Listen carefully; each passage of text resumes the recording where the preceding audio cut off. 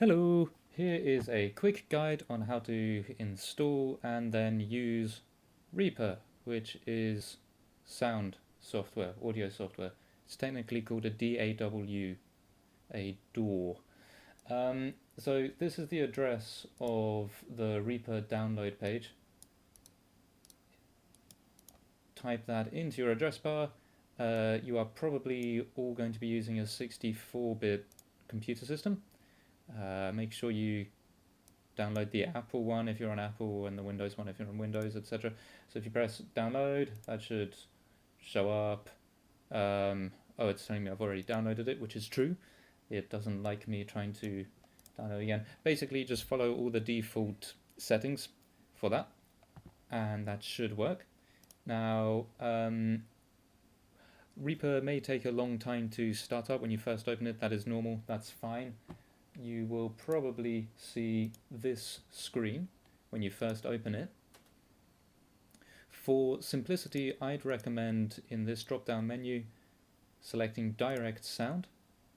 Make sure that your input device just matches whatever your microphone is called. You can ask me if you have any issues with this, send me a screenshot of what you're seeing. But it should be reasonably apparent.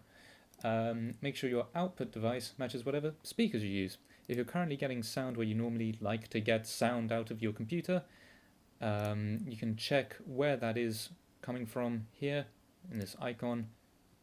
So make sure the name here matches the name here. Otherwise it might be trying to put sound out of a place where sound doesn't really belong. This is unimportant, as is this. However, I would recommend checking on your microphone what sample format it can record at and what sample rate it can record at.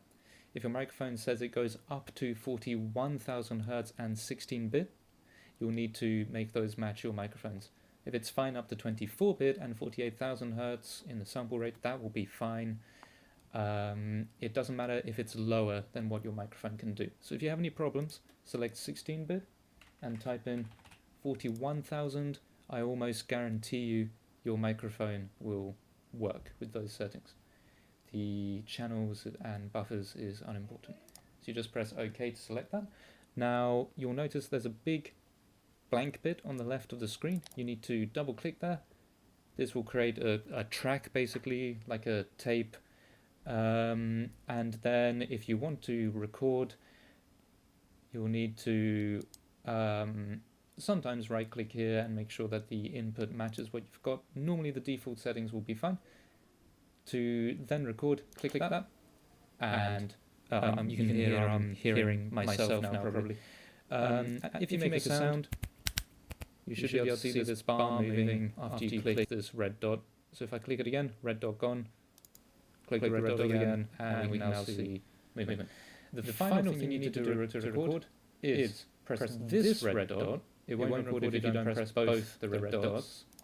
And now you will see the line begins to move, and as I make a sound, it shows up. This is called a waveform. Sound will show up there. When you're done recording, press the red dot here.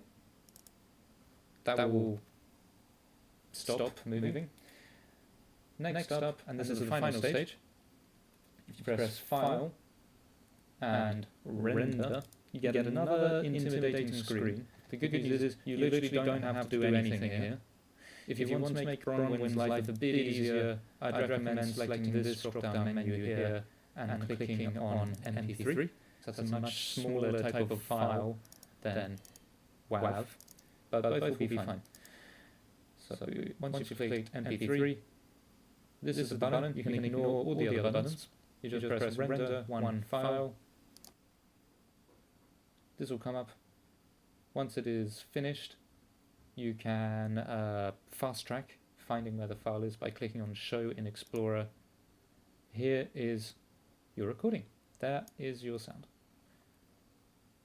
If you're happy that that all worked and whatnot, you can now just close Reaper. Alright guys, I hope you found that video tutorial useful, and like and subscribe.